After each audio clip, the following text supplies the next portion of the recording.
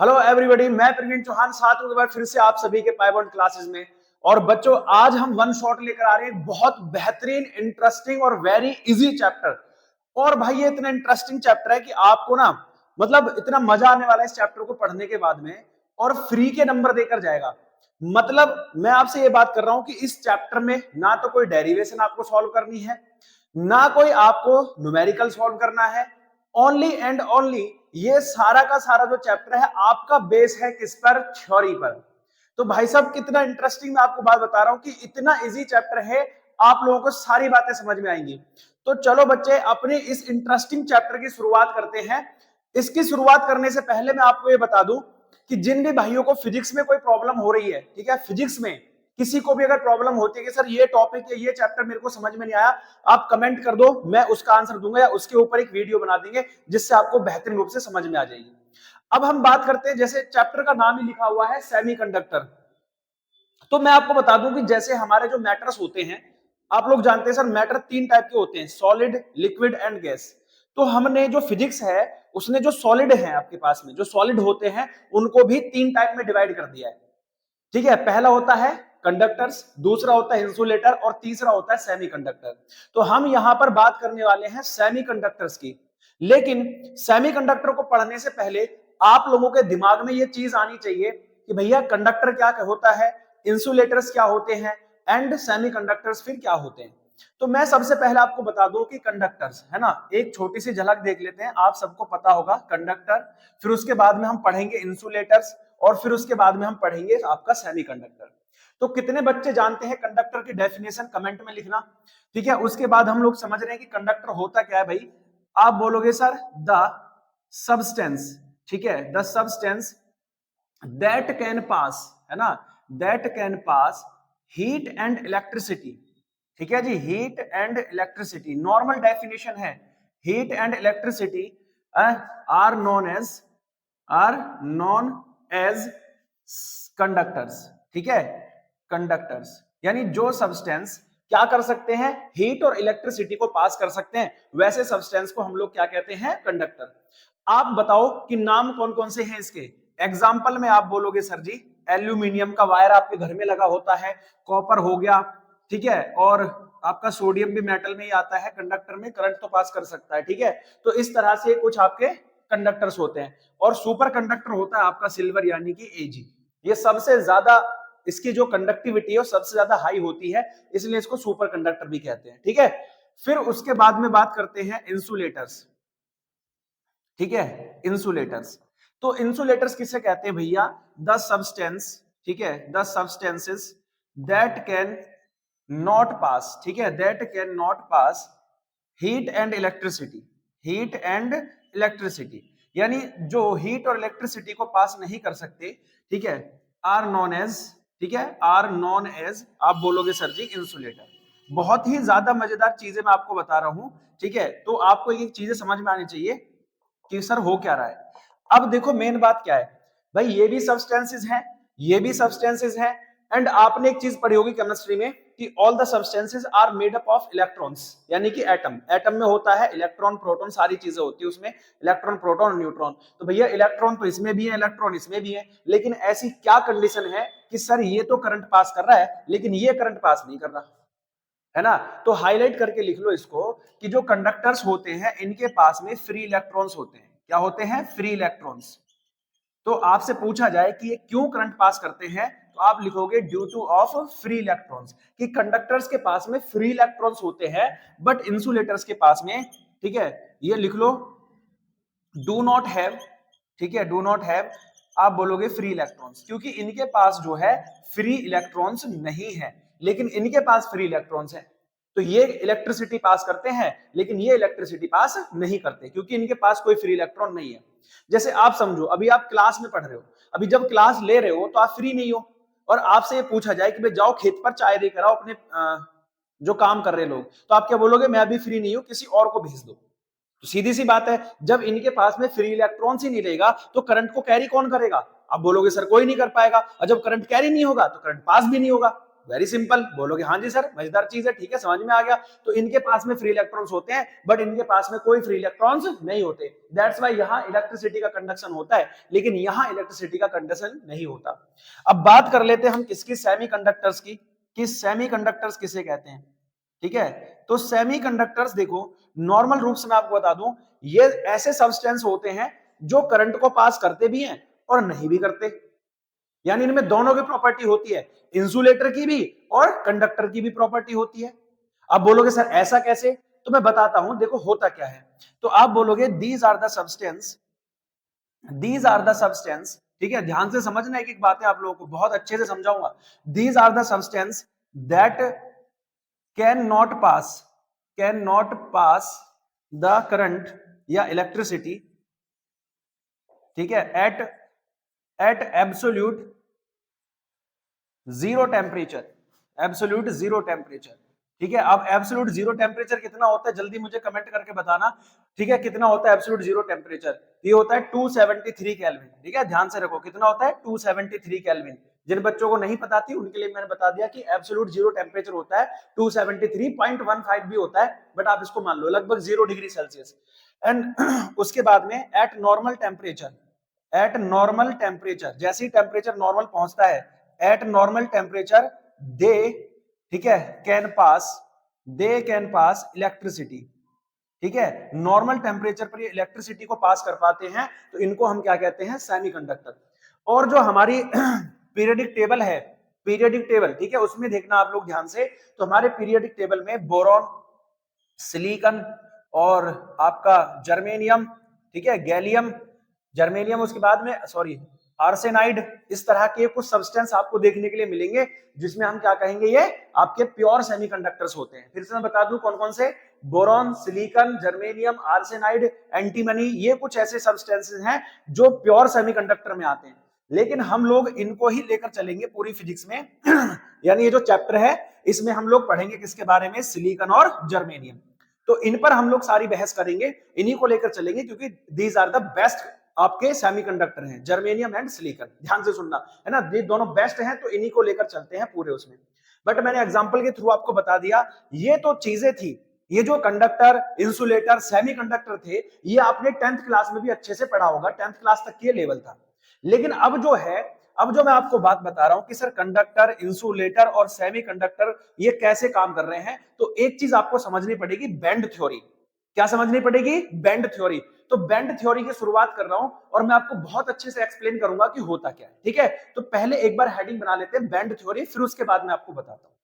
से पहले जैसे मैंने आपको बताया था कि कंडक्टर, इंसुलेटर और जो सेमीकंडक्टर हैं वो कैसे बिहेव कर रहे हैं और क्या क्या उनके प्रॉपर्टीज है अब जैसे कि हम लोग बैंड थ्योरी समझ रहे, तो मेन बात है कि भाई बैंड थ्योरी समझ ही क्यों रहे हैं, तो इसको पहले पूरे डिटेल से, यहां ध्यान मत देना, जो मैं आपको बता रहा हूं पहले उस पर ध्यान देना, ये आपके नोट्स के लिए, स्क्रीनशॉट ले लोगे तो आपके नोट्स बनकर तैयार हो जाएगा कि इस तरह से आपको बैंड एनर्जी की थ्योरी लिखनी है, ठीक है।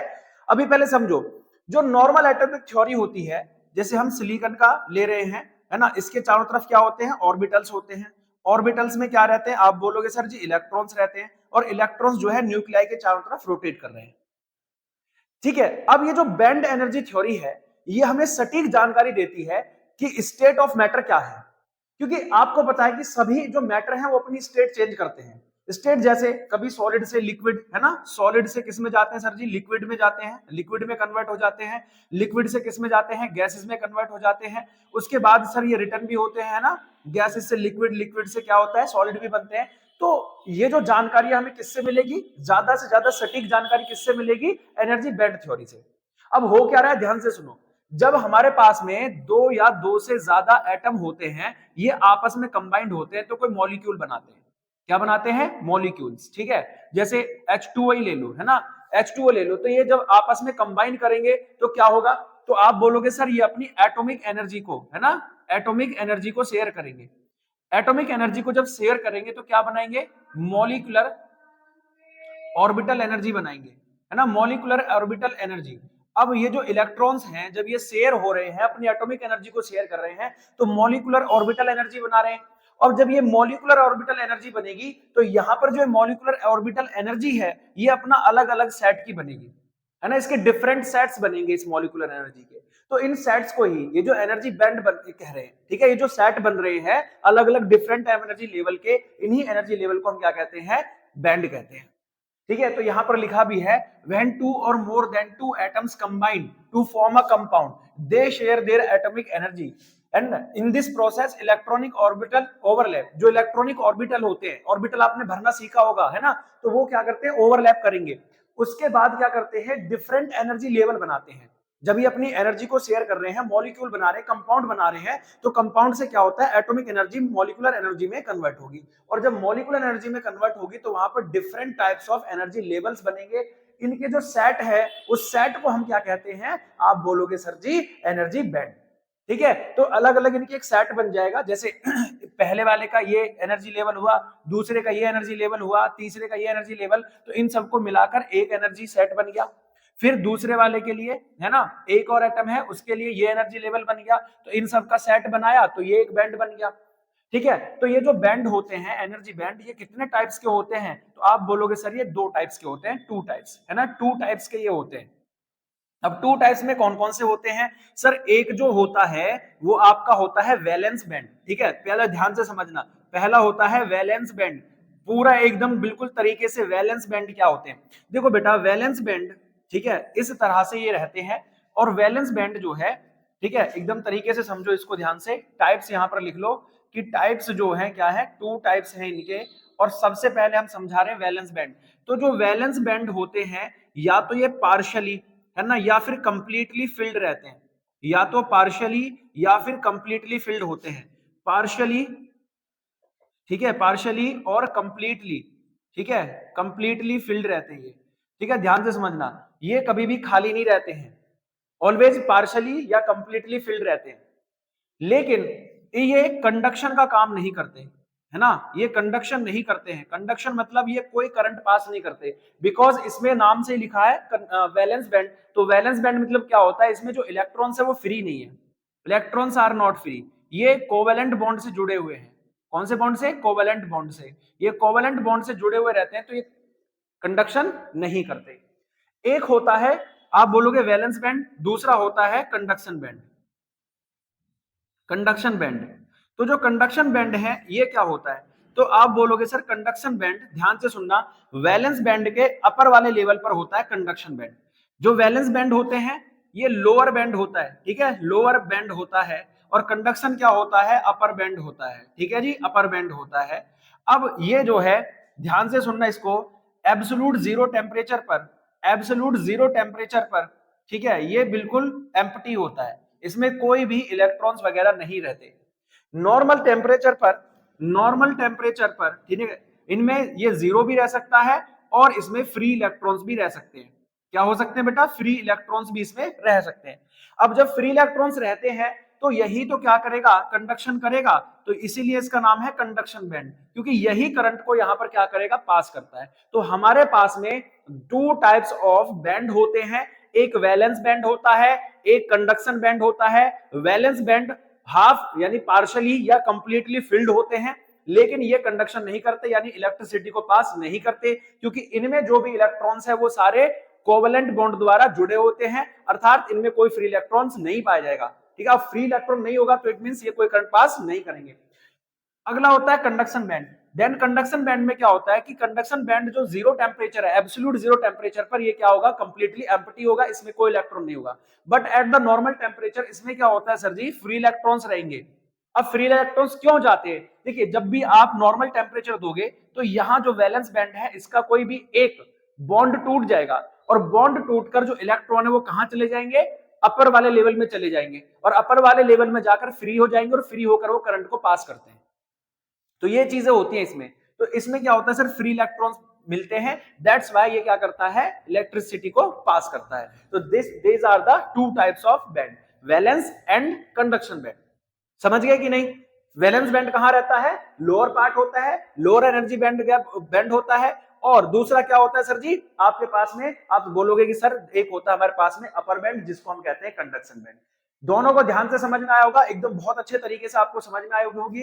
एनर्जी बैंड क्या होता है, तो मैंने आपको बताया कि जब दो एटम्स आपस में ओवरलैप करते हैं, कंपाउंड बनाते हैं, तो उनकी जो इलेक्ट्रॉन की ऑर्बिटल होती है वो ओवरलैप होते हैं, जिनसे अलग अलग एनर्जी लेवल के सेट बन जाते हैं। जो एनर्जी लेवल के सेट बने उन्हीं को हमने क्या कहा, बैंड कहा। बैंड कितने टाइप के मिले, दो टाइप के मिले, वैलेंस एंड कंडक्शन। अब देखो ये जो वैलेंस बैंड है और ये जो कंडक्शन बैंड है, इनके बीच ये जो गैप आ रहा है इसको हम कहते हैं फोरबिडन। ठीक है, फोरबिडन एनर्जी बैंड गैप।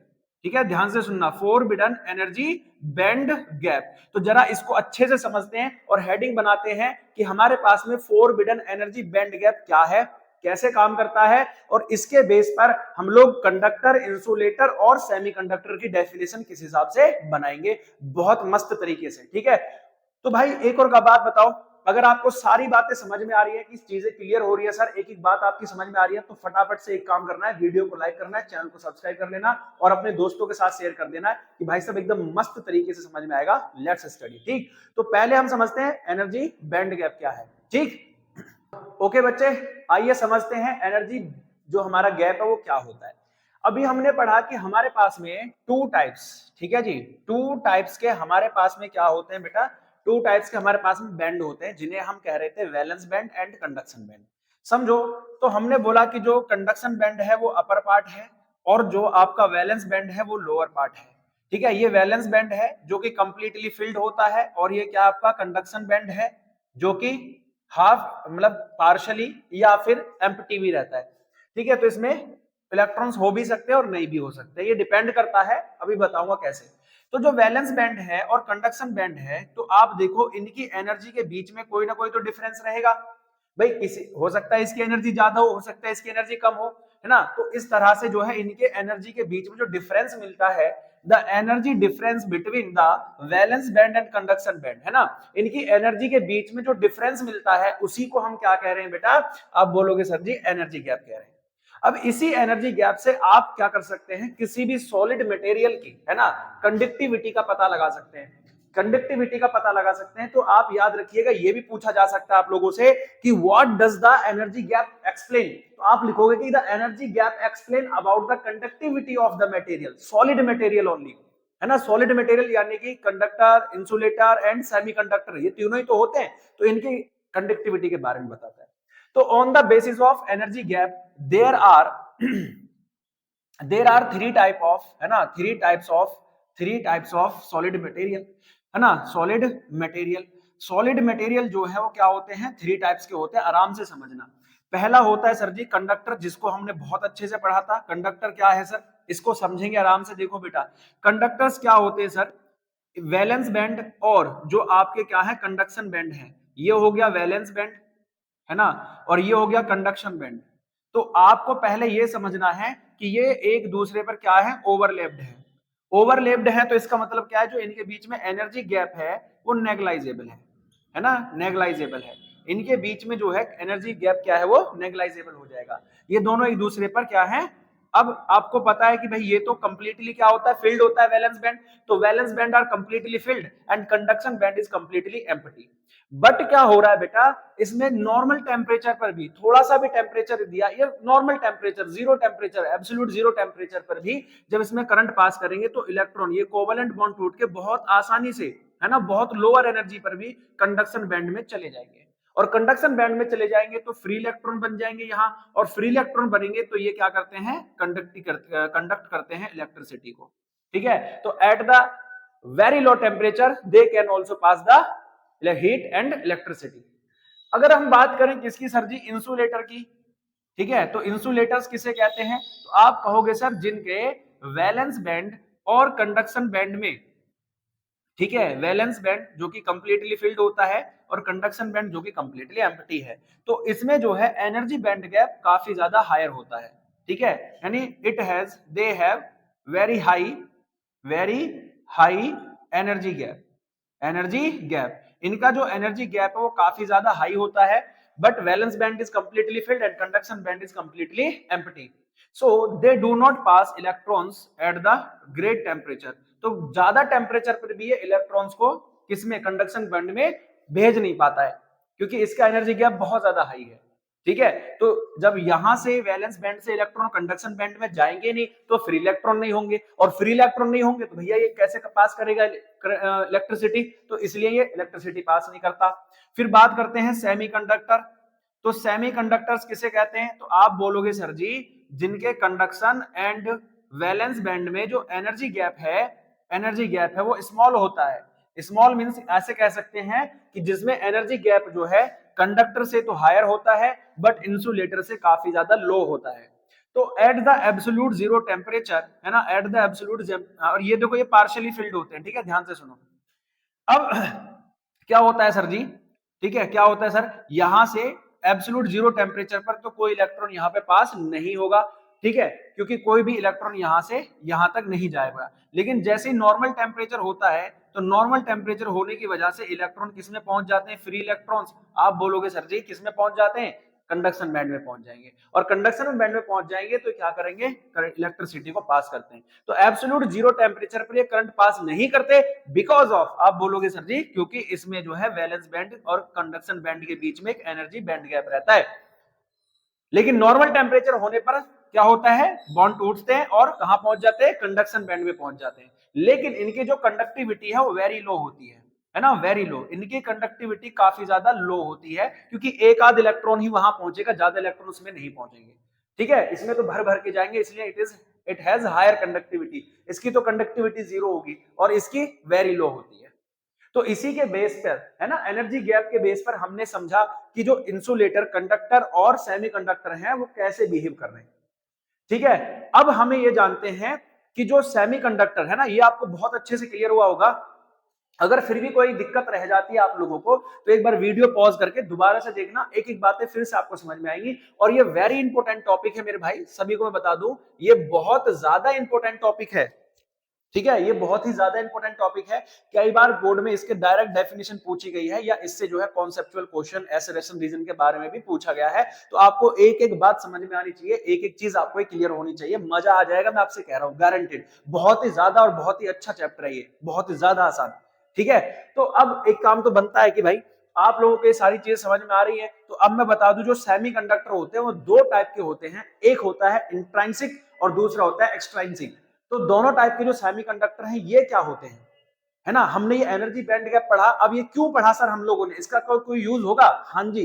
अभी जब हम प्योर सेमीकंडक्टर या जिसको हम इंट्रांसिक सेमीकंडक्टर भी कहते हैं और दूसरे को एक्सट्रांसिक सेमीकंडक्टर, तो इनके बारे में भी आएगा कि कैसे काम कर रहा है, ठीक है, ध्यान से समझना आप जरा।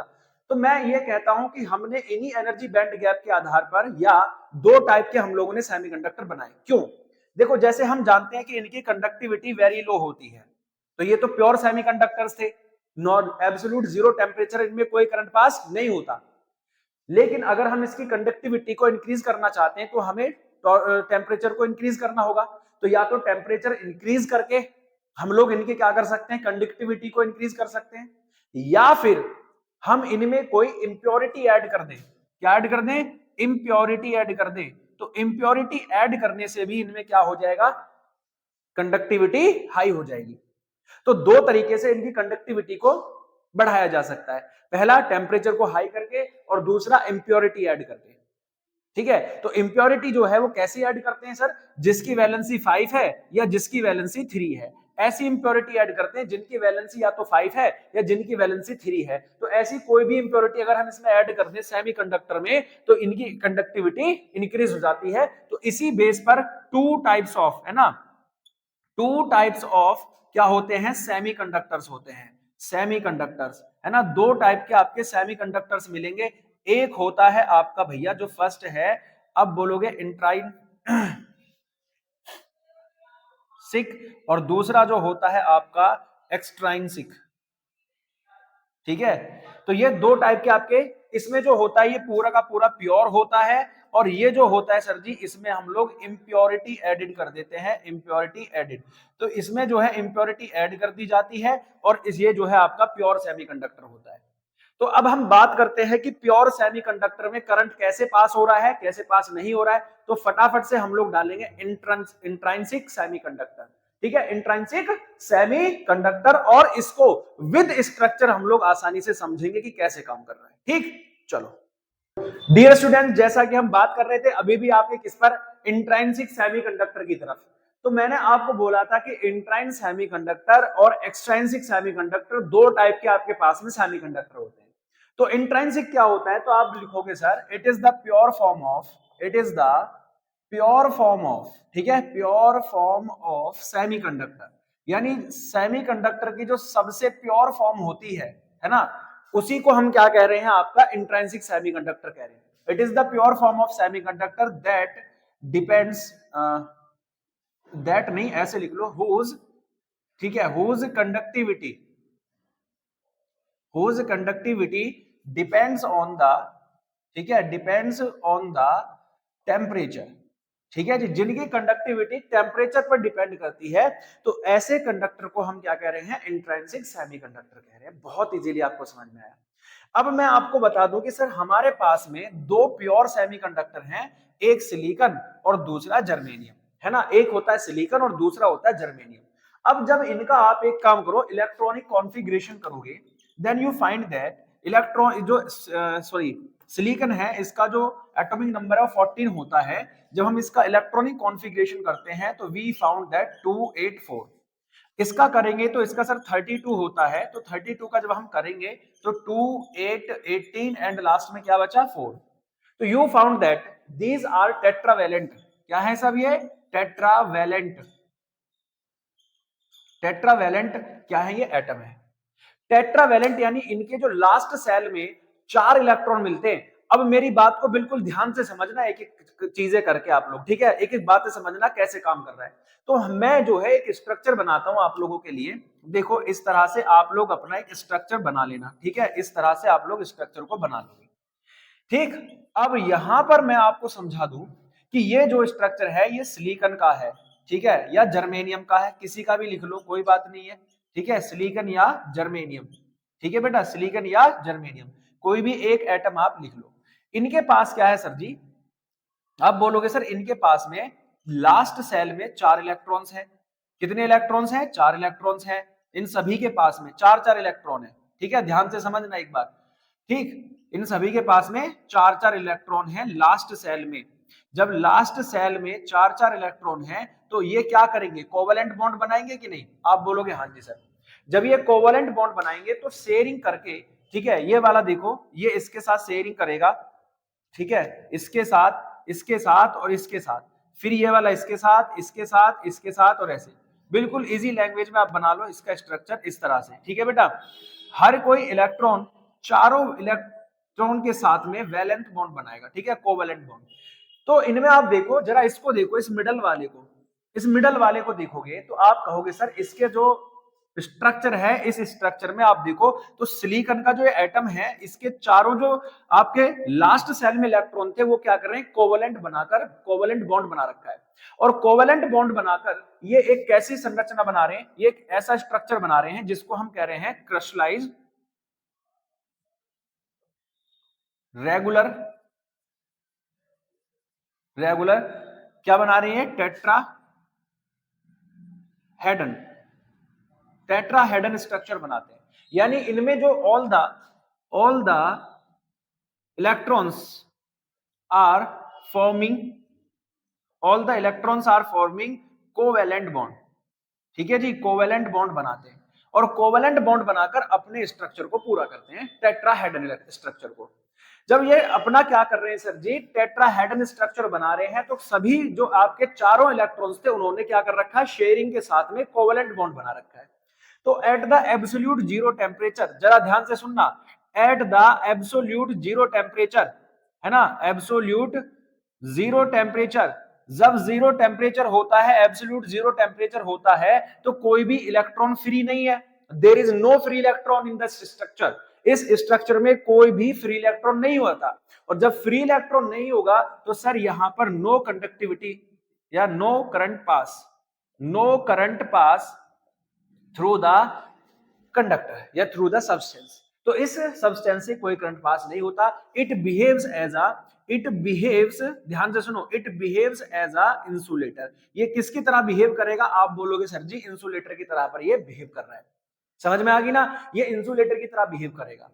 लेकिन एट नॉर्मल टेम्परेचर, जरा ध्यान से सुनते रहना मेरी बात को, एट नॉर्मल टेम्परेचर पर क्या होगा, तो इनकी जो काइनेटिक एनर्जी है, ध्यान से सुनना, काइनेटिक एनर्जी ऑफ इलेक्ट्रॉन्स क्या होगी, इंक्रीज हो जाएगी।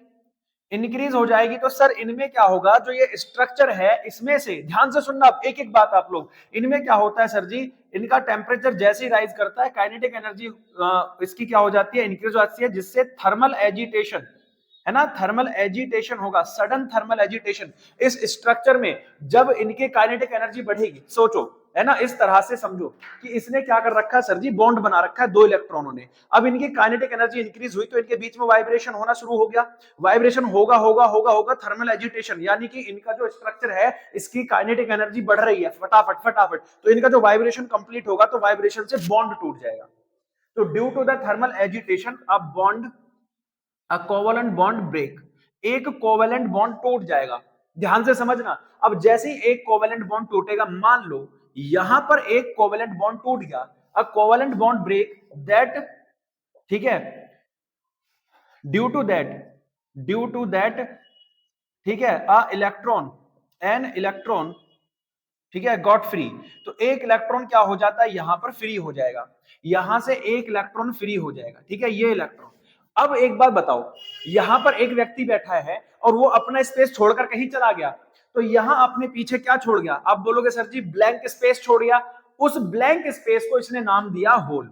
ये जो ब्लैंक स्पेस छोड़कर गया है, ये जो इलेक्ट्रॉन यहां से छोड़कर गया, इस इलेक्ट्रॉन ने क्या किया, एक ब्लैंक स्पेस बना दिया, और उस ब्लैंक स्पेस को हम कह रहे हैं होल। और इस होल को, है ना, छोटा सा होल, ठीक है, इस होल को पास जो चार्ज रहता है वो कैसा होगा, पॉजिटिव। इस होल के पास कैसा चार्ज रहेगा, पॉजिटिव चार्ज रहेगा। अब यही प्रोसेस चलता रहेगा। अब यहां पर क्या हो गया, होल हो गया, अब इसमें लगातार थर्मल एजिटेशन हो रहा है, बोलोगे हाँ जी सर, लगातार थर्मल एजिटेशन हो रहा है, तो हो सकता है अब की बार किसी और एटम का बॉन्ड टूटेगा, यहां से इलेक्ट्रॉन फ्री होगा, जब यहां से इलेक्ट्रॉन फ्री होगा तो ये इलेक्ट्रॉन जाकर पहला वाला जो ब्लैंक स्पेस था उसको फिल करेगा, है ना, पहला वाला जो ब्लैंक स्पेस था उसको फिल करेगा, और यहां पर फिर से क्या बन जाएगा, होल बन जाएगा। अब यहां का होल एंड हो गया, ध्यान से सुनना, यहां का होल एंड हो गया क्योंकि यहां जो इलेक्ट्रॉन फ्री हुआ था उसने आके इसको फिल कर दिया।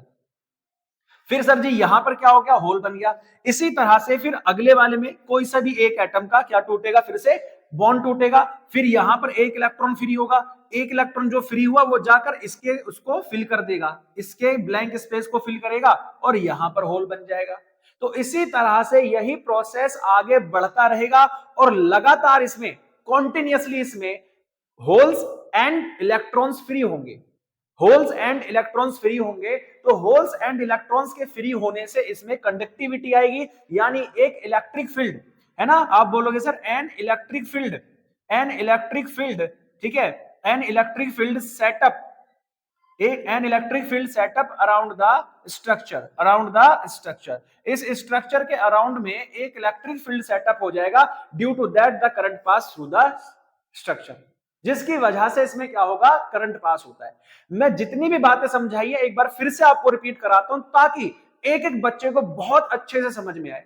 तो आप बोलोगे sir ji we have two pure semiconductors, germanium and silicon, germanium and silicon have 4 electrons in their last orbit, इनके जो लास्ट ऑर्बिट है इनमें 4 इलेक्ट्रॉन्स होते हैं, that's why these are the tetravalent substance. ये कैसे होते हैं, टेट्रावेलेंट सब्सटेंस होते हैं। टेट्रावेलेंट का मींस क्या है कि सर जी इनके लास्ट सेल में 4 इलेक्ट्रॉन है, ठीक है, तो ये टेट्रावेलेंट है, 4 इनकी वैलेंसी है। अब जब हम इनका एक एटॉमिक स्ट्रक्चर ड्रॉ करते हैं तो इसमें हम ये पाते हैं कि सर सिलिकॉन के जितने भी ये चारों सेल थे, चारों जो इलेक्ट्रॉन थे, वो पास वाले एटम से, पास वाले पड़ोस वाले जो एटम हैं उनसे क्या कर रहे हैं सर जी, कोवेलेंट बॉन्ड द्वारा बाइंडेड है। तो एट द नॉर्मल टेम्परेचर, जब नॉर्मल टेम्परेचर है तो ये जो बॉन्ड है ये सर क्या है, आपके कोई फ्री इलेक्ट्रॉन इसमें नहीं मिल रहा, क्योंकि सभी ने कोवेलेंट बॉन्ड बना रखा है। कोवेलेंट बॉन्ड बनाने से कोई फ्री इलेक्ट्रॉन मिलेगा नहीं, कोई फ्री इलेक्ट्रॉन मिलेगा नहीं, तो ये इंसुलेटर की तरह बिहेव करेगा। बट जैसे ही टेम्परेचर नॉर्मल पर आता है, नॉर्मल टेम्परेचर पर पहुंचते ही जो यहां पर इलेक्ट्रॉन्स थे जिन्होंने क्या कर रखा था, बॉन्ड बना रखा था, कोवेलेंट बॉन्ड, जिन्होंने साझेदारी कर रखी थी, उनकी काइनेटिक एनर्जी इंक्रीज हो जाएगी, जिसकी वजह से इसमें वाइब्रेशन होगा, थर्मल एजिटेशन होगा, सडन सडन थर्मल एजिटेशन से सर जी एक कोवेलेंट बॉन्ड टूट जाएगा। जैसे ही एक कोवेलेंट बॉन्ड टूटता है तो यहां से एक इलेक्ट्रॉन फ्री हो जाता है, और जब इलेक्ट्रॉन फ्री होगा तो अपने पीछे एक ब्लैंक स्पेस को छोड़कर जाएगा। उस ब्लैंक स्पेस को हम कहते हैं होल। ठीक है बेटा, क्या कहते हैं? होल कहते हैं। और ये जो होल है ये कैसा चार्ज कैरी करता है? आप बोलोगे sir it carries a positive charge. कैसा चार्ज कैरी करता है? पॉजिटिव चार्ज कैरी करता है। ध्यान से सुनना, पॉजिटिव चार्ज। फिर वैसे ही जो पास वाला दूसरा कोई एटम है उसका बॉन्ड टूटेगा, उससे जो इलेक्ट्रॉन निकलेगा वो पहले वाले के ब्लैंक स्पेस को फिल कर देगा और अपने पास में जाकर क्या बनाएगा? एक ब्लैंक स्पेस होल बनाएगा।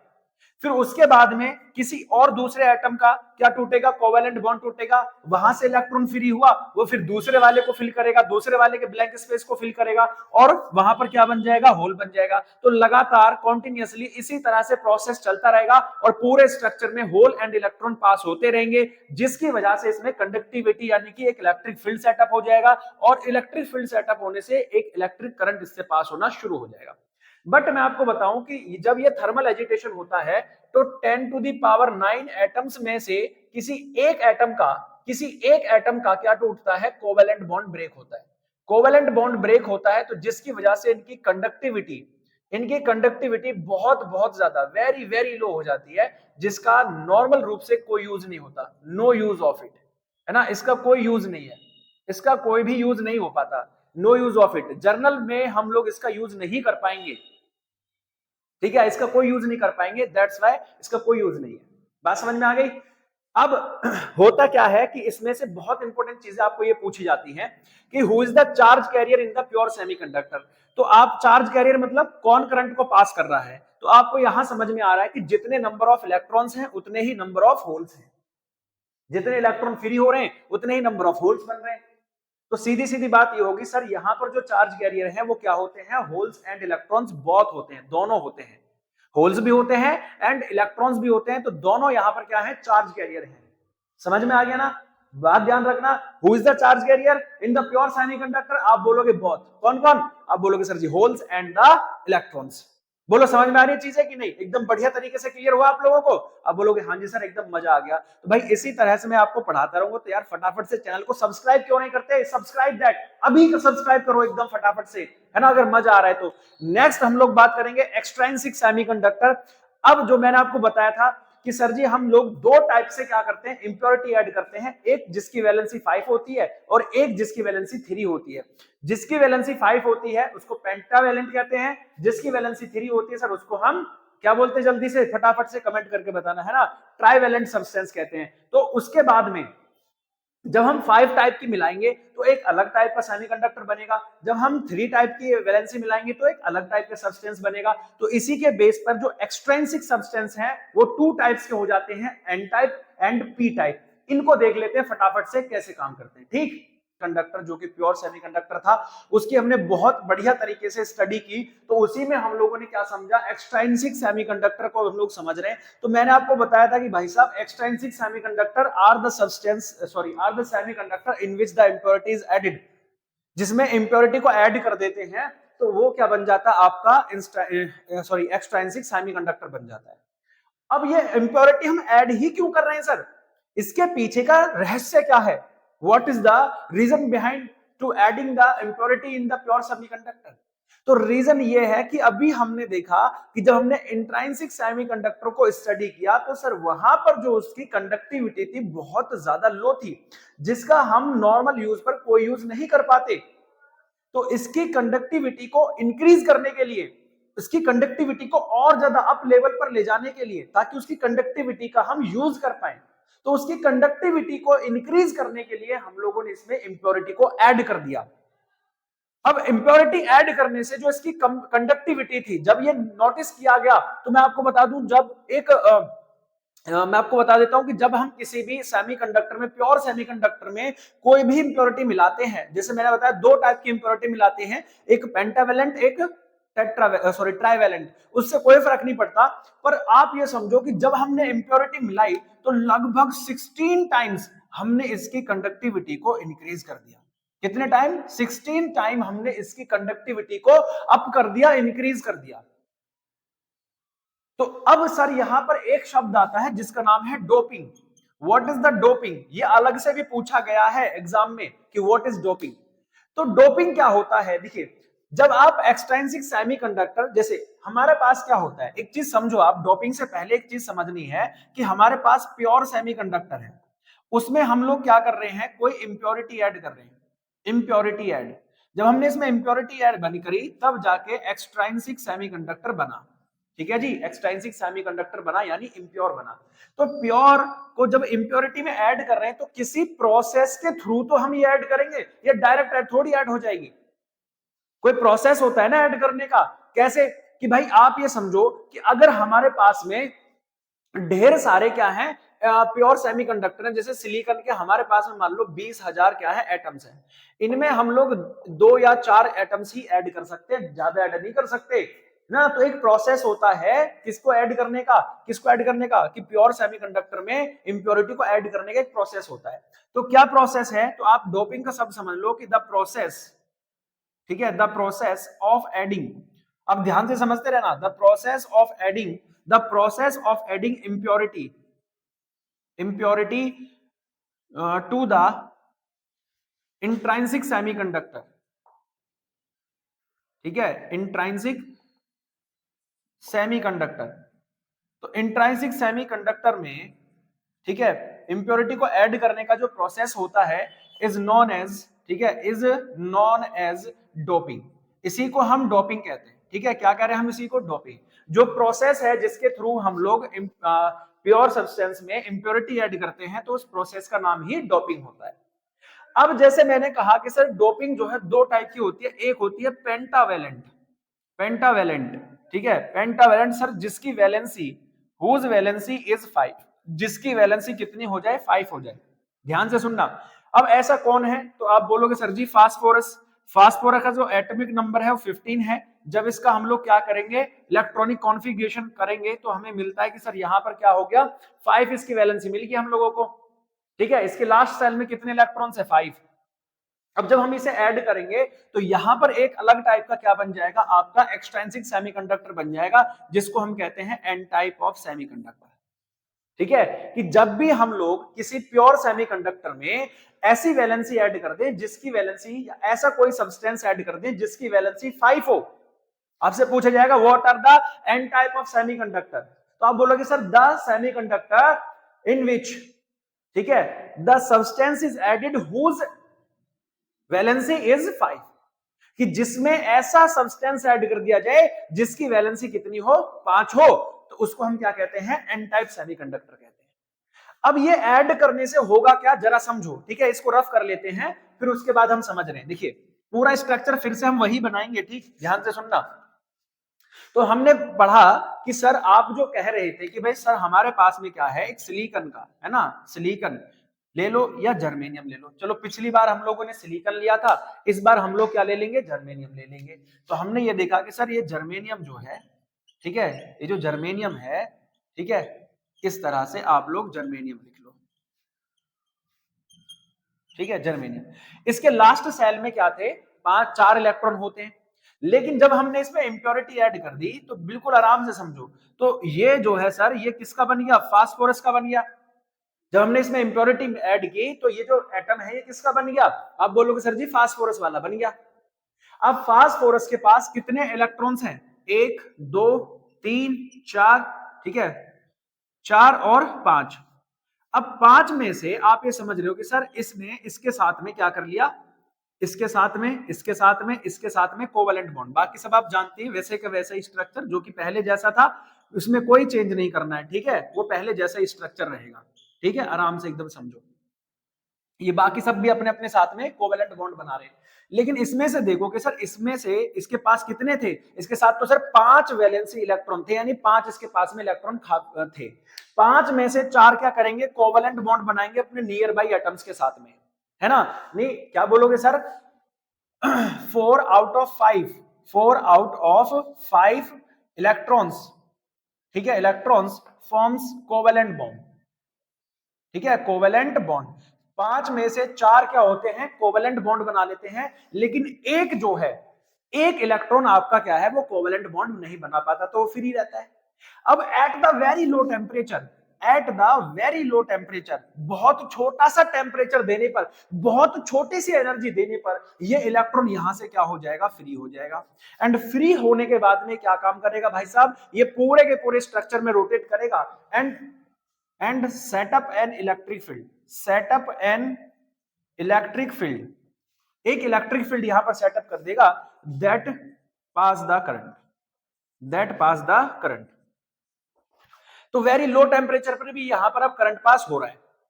तो अब सवाल ये आता है कि सर अब यहां पर होल्स नहीं बनेंगे क्या, क्या यहां पर होल्स नहीं बनेंगे?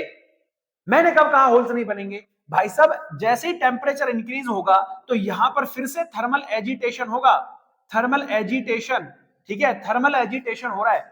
थर्मल एजिटेशन होगा तो फिर से ब्रेक होगा कौन, ब्रेक होगा सर कौन, कोवेलेंट बॉन्ड, ठीक है, कोवेलेंट बॉन्ड फिर से ब्रेक होगा। कोवेलेंट बॉन्ड ब्रेक होगा तो फिर से इलेक्ट्रॉन्स प्लस होल्स जनरेट होंगे, लेकिन number of electron is very high then number of holes, है ना, नंबर ऑफ होल्स से नंबर ऑफ इलेक्ट्रॉन की वैल्यू ज्यादा होगी, ठीक है। तो who is the major charge carrier, ध्यान से सुनो, यहां पर पूछा जाता है who is the major charge carrier, who is the major charge carrier, major charge carrier कौन है? यहां पर आप बोलोगे इलेक्ट्रॉन, यानी सबसे ज्यादा नंबर किसका है, इलेक्ट्रॉन्स, इलेक्ट्रॉन का जो नंबर है वो होल्स के नंबर से काफी ज्यादा हायर है, इसलिए मेजर चार्ज कैरियर कौन होंगे यहां पर, इलेक्ट्रॉन। लेकिन माइनर चार्ज कैरियर कौन होंगे, है ना, ये पूछा जाता है इस तरह से, माइनर चार्ज कैरियर कौन होंगे? तो आप बोलोगे सर जी होल्स होंगे, क्योंकि यही सबसे कम बन रहे हैं, नंबर ऑफ इलेक्ट्रॉन ज्यादा है और नंबर ऑफ होल्स कम है। सही है, समझ में आ गया? आप बोलोगे हाँ जी सर बिल्कुल अच्छे से क्लियर हो गया, कोई दिक्कत है नहीं, बस इसी को हम क्या कह रहे हैं, एन टाइप सेमीकंडक्टर। क्या कह रहे हैं इसी को हम, एन टाइप सेमीकंडक्टर। ठीक है बेटा, बहुत अच्छे से, वेरी गुड। तो आप क्या बोलोगे सर, जब इंट्रांसिक सेमीकंडक्टर में हम लोग कोई 5 वैलेंट वाला, है ना, 5 वैलेंसी वाला कोई भी इम्प्योर सब्सटेंस इसमें ऐड कर दिया जाता है, तब जाकर ये क्या बन जाता है, एन टाइप ऑफ सेमीकंडक्टर बन जाता है, बात खत्म होगी। ठीक, ध्यान से समझना एक एक चीज को। अब हम चलते हैं कि सर पी टाइप किसे कहते हैं, है ना, पी टाइप किसे कहते हैं। अगर हम इसका ग्राफ देखें, एक बार एक और चीज समझ लो, इसका अगर हम एनर्जी ग्राफ देखें, है ना, पी टाइप समझने से पहले अगर हम इसका एनर्जी बैंड ग्राफ देखें तो आप आराम से समझिएगा। देखो, आप बोल रहे हो सर जी यहां पर कौन सा है, कंडक्शन बैंड होता है, यहां पर कौन होता है सर जी, आप बोलोगे वैलेंस, तो वैलेंस बैंड तो कंप्लीटली फिल्ड है, और कंडक्शन बैंड में क्या है कि नंबर ऑफ इलेक्ट्रॉन्स ज्यादा है ना, नंबर ऑफ इलेक्ट्रॉन्स ज्यादा है और नंबर ऑफ होल्स कम है। तो नंबर ऑफ इलेक्ट्रॉन ज्यादा है और नंबर ऑफ होल्स क्या है, कम होते हैं, तो इस तरह से इसमें नंबर ऑफ इलेक्ट्रॉन को ज्यादा दिखाना, इसमें नंबर ऑफ होल्स को कम दिखाना है। ठीक है, तो इस तरह से आप एनर्जी ग्राफ भी इनका ड्रॉ कर सकते हो। अब हम चलते हैं किसकी तरफ, पी टाइप ऑफ सेमीकंडक्टर की तरफ। किसकी तरफ चलते हैं बेटा, पी टाइप ऑफ सेमीकंडक्टर की तरफ। ठीक है, ओके प्यारे बच्चों, अभी हम लोग पहुंच गए किसकी तरफ, पी टाइप ऑफ सेमीकंडक्टर की तरफ। तो जैसा कि मैंने बताया कि अगर हम किसी भी प्योर सेमीकंडक्टर में ऐसी कोई इंप्योरिटी ऐड कर दें जिसकी कैसी है, ट्राईवैलेंटी है, नहीं टेट्रा ट्राईवैलेंट वो सब्सटेंस है, अगर वो इंप्योरिटी इसमें ऐड कर दें, फॉर एग्जांपल ट्राईवैलेंस कौन कौन से होते हैं, अपनी पीरियडिक टेबल में देखकर बताओ, तो आप बोलोगे sir ji for example aluminium होता है, तो एल्युमिनियम के ग्रुप वाले जितने भी है, एल्युमिनियम, गैलियम, ठीक है, उसके बाद में इंडियम, ये जितने भी हैं, तो मैं सबसे पहले किसको ले लेता हूँ, एल्यूमिनियम को ले लेता हूँ। तो एल्यूमिनियम अगर मैंने ऐड कर दिया तो एल्यूमिनियम का जो होता है वो कितना होता है, एटॉमिक नंबर 13। जब मैं इसका इलेक्ट्रॉनिक कॉन्फ़िगरेशन करूंगा, वी फाउंड दैट, तो हमें पता लगा कि सर इसका जो लास्ट सेल है उसमें कितने इलेक्ट्रॉन है, 3। तो अब बनाओ स्ट्रक्चर जल्दी से फटाफट, क्या हो रहा है इसमें पी टाइप वाले में। तो आप बोलेंगे सर जी जब पी टाइप वाला आप बनाते हो तो इनके लास्ट सेल में 3 electrons, sorry sorry sorry sorry, ये किसका है, जर्मेनियम, ठीक है, जर्मेनियम, जर्मेनियम, जर्मेनियम, जर्मेनियम, ठीक है, सारे के सारे जर्मेनियम। लेकिन इसको आप जर्मेनियम, क्योंकि अब हमने इंप्योरिटी ऐड कर दी है, तो ये वाला हम बना लेते हैं सर क्या, एल्यूमिनियम। ठीक है, अब एल्यूमिनियम में इन सब के पास कितने हैं सर जी, 4 है ना, ये तो सब अपने 4 के साथ जुड़े हुए हैं। ठीक है, ध्यान से सुनते रहो, ठीक है, एकदम बेहतरीन तरीके से इसको समझ लेना। इन सब के पास कितने कितने इलेक्ट्रॉन हैं, 4 इलेक्ट्रॉन है। लेकिन भाई जनाब एक बात सोचो, ये जो भाई हैं इनके पास तो 3 ही रह गए, अब तीनों के तीनों ने बना लिया कोवेलेंट बॉन्ड। अब जो ये जो है ये क्या बच गया सर जी, एम्प्टी स्पेस बच गया। अब एम्प्टी स्पेस जहां बच जाता है तो वहां क्या बनता है, होल बन जाता है ना, यहां पर कोई इलेक्ट्रॉन है ही नहीं, और इलेक्ट्रॉन क्या है, जब नहीं है तो क्या बनाएगा, होल बनाएगा। अब यही प्रोसेस चलता रहेगा। अब जब इस इलेक्ट्रॉन की कमी रह गई यहां पर, तो क्या बना, होल रह गए। और होल पर कैसा होता है सर जी, पॉजिटिव चार्ज होता है। तो यहां पर जो चार्ज कैरी होगा, यहां पर जो इलेक्ट्रिक फील्ड सेटअप होगा, वो पॉजिटिव चार्ज की वजह से कैरी होगा। ये पॉजिटिव चार्ज की वजह से जो है वो इलेक्ट्रिक फील्ड यहां पर सेटअप होगा। ठीक है, तो अब वही फिर पूरा चीजें हैं कि सर इसमें अब की बार जो नंबर ऑफ होल्स हैं, नंबर ऑफ होल्स हैं वो कहीं ज्यादा होंगे नंबर ऑफ इलेक्ट्रॉन से। तो अब मैं आपसे सवाल पूछता हूं, क्या यहां पर भी इलेक्ट्रॉन्स जनरेट होंगे या नहीं? तो होंगे, क्योंकि सर जब भी थर्मल एजिटेशन होगा, थर्मल एजिटेशन की वजह से फिर से बॉन्ड टूटेगा। बॉन्ड टूटेगा तो एक होल और एक इलेक्ट्रॉन फिर से ऐड होगा, तो ये इलेक्ट्रॉन तो फिर भी आएगा, लेकिन अब की बार number of holes number of electron से ज्यादा है। तो आप बोलोगे sir ji major charge carrier कौन है यहां पर? तो आप बोलोगे सर जी यहां पर जो मेजर चार्ज कैरियर हैं वो हैं आपके होल्स, और जो माइनर चार्ज कैरियर हैं, है ना, माइनर चार्ज कैरियर हैं वो हैं आपके इलेक्ट्रॉन्स। क्या है? इलेक्ट्रॉन्स। अब इनका अगर एनर्जी बैंड ग्राफ देखो तो आप ये समझोगे कंडक्शन बैंड और ये होता है वैलेंस बैंड, ये एनर्जी गैप है। तो आप ये बोलोगे सर नंबर ऑफ होल्स ज्यादा है। नंबर ऑफ होल्स कहां बनेंगे? वैलेंस बैंड में तो बनेंगे, क्योंकि वैलेंसी पूरी नहीं है। और नंबर ऑफ इलेक्ट्रॉन क्या है? कम रहेंगे। ठीक है, नंबर ऑफ होल्स ज्यादा रहेंगे, नंबर ऑफ इलेक्ट्रॉन्स कम रहेंगे। ठीक है, तो ये इनका ग्राफ हो जाएगा, एनर्जी ग्राफ। तो ये आपको समझ में आए हुए होंगे। दो टाइप के होते हैं आपके पास में, N type and P type. N type में क्या होता है सर, हम पेंटावैलेंट मिलाते हैं। पी टाइप में क्या होता है, हम सर ट्राइवैलेंट मिलाते हैं। और इस तरह से ये इनका स्ट्रक्चर, या इसमें मेजर और माइनर चार्ज कैरियर होते हैं, और इनका एनर्जी ग्राफ इस तरह से पाया जाता है। अब जब हमने सारी चीजें स्टडी कर लिया, तब अब हमें पता लगता है कि भाई अगर हम पी टाइप और एन टाइप को मिला दें, कंबाइन कर दे, तो एक जंक्शन बन जाएगा जिसे हम कहेंगे पीएन जंक्शन। क्या कहेंगे? PN junction. ठीक है, ध्यान से सुनना, क्या कहते हैं बेटा? PN junction. ठीक, ओके।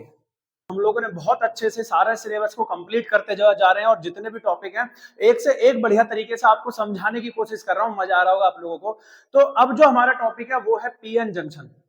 तो मैंने आपको बोला था कि पीएन जंक्शन क्या होता है। तो एक बार समझो आप लोग, जैसे कि हमारे पास में एक होता है पी टाइप सेमीकंडक्टर, और एक होता है हमारे पास में एन टाइप सेमीकंडक्टर। ठीक है, एक है पी टाइप सेमीकंडक्टर और एक है हमारे पास में एन टाइप सेमीकंडक्टर। तो अगर इन दोनों को हम मिला दें, पी टाइप और एन टाइप सेमीकंडक्टर को अगर हम मिला देते हैं, तो इनके मिलाने से क्या होता है, एक जंक्शन बनकर तैयार हो जाता है, जिसका नाम हमने क्या रख दिया? PN junction. ठीक है, अब आपको पता है कि सर जी पी टाइप में क्या होते हैं, आप सबको पता है सर, होल्स, है ना। दूसरे उससे बना देता हूं मैं कि पी टाइप्स में क्या रहते हैं? होल्स रहते हैं। ठीक है, ध्यान से सुनना बेटे, बहुत इंपॉर्टेंट टॉपिक है। पी टाइप्स में क्या रहते हैं? होल्स रहते हैं। ठीक, और एन टाइप में क्या रहते हैं? सारे बच्चे बताओ एक बार। आप बोलोगे सर एन टाइप में रहते हैं इलेक्ट्रॉन। ठीक है, एन टाइप में क्या रहते हैं? इलेक्ट्रॉन। अब जब मैंने इनको मिलाया है, पी टाइप और एन टाइप को मिलाने से क्या बन गई? एक बाउंड्री बन गई इनके बीच में। ये जो बाउंड्री इनके बीच में बनी है, इसी को हम क्या कहते हैं? पीएन जंक्शन, है ना, ध्यान रखना। तो पीएन जंक्शन क्या है? It is the boundary. ठीक है, it is the boundary between P type and N type field. जब पी टाइप और एन टाइप फील्ड को मिलाते हैं तो इनके बीच में एक बाउंड्री बनती है, और उस बाउंड्री को हम क्या कहते हैं? PN junction. और पी टाइप में किसकी मेजोरिटी रहती है? तो पी टाइप में जो मेजोरिटी है वो बोलोगे सर होल्स की है, और एन टाइप में जो मेजोरिटी है वो सर किसकी है? आप बोलोगे इलेक्ट्रॉन की है। ठीक है, इलेक्ट्रॉन की है। तो अब होता क्या है सर, मैं आपसे ये पूछना चाह रहा हूं कि क्या यह पर यहां पर केवल होल्स ही रहेंगे? तो आपको समझ में आना चाहिए कि नहीं सर, यहां पर नंबर ऑफ इलेक्ट्रॉन भी होंगे, लेकिन यहां पर जो नंबर ऑफ इलेक्ट्रॉन है वो होल्स के मुकाबले कम होंगे। मैंने बोला था ना कि पी टाइप में ऐसा नहीं है कि केवल होल ही बनेंगे, इलेक्ट्रॉन्स भी बनते हैं, बट उनका नंबर जो है होल से क्या होता है? कम होता है। सिमिलरली आपको क्या लगता है, एन टाइप में केवल इलेक्ट्रॉन ही होंगे? बोलोगे नहीं सर, यहां पर क्या होंगे? होल्स भी होंगे, लेकिन इनका नंबर ऑफ जो इलेक्ट्रॉन और नंबर ऑफ जो होल्स है वो यहां पर कम रहेंगे, किसके मुकाबले? इलेक्ट्रॉन के। अब हम ये समझते हैं, एक और बात आप लोगों को बिल्कुल ध्यान से समझ लेनी है कि जितने पी टाइप में नंबर ऑफ होल्स हैं, उतने ही पी एन टाइप में नंबर ऑफ इलेक्ट्रॉन रहेंगे। अब जैसे ही ये पूरा बनकर तैयार होता है ना, पी और एन दोनों जंक्शन मिलकर तैयार होते हैं, तो यहां पर एक बाउंड्री बनेगी जिसको हमने पीएन जंक्शन कहा, और जैसे ये बनकर तैयार होगी तो यहां पर एक वर्ड आप समझ लो, शुरू हो जाता है डिफ्यूजन। अब डिफ्यूजन आप सब समझते हैं कि डिफ्यूजन का मींस क्या होता है, कि पी टाइप के जो होल्स हैं वो एन टाइप ऑफ इलेक्ट्रॉन में जाने शुरू हो जाएंगे, और एन टाइप के जो इलेक्ट्रॉन्स हैं वो पी में चालू हो जाएंगे जाना।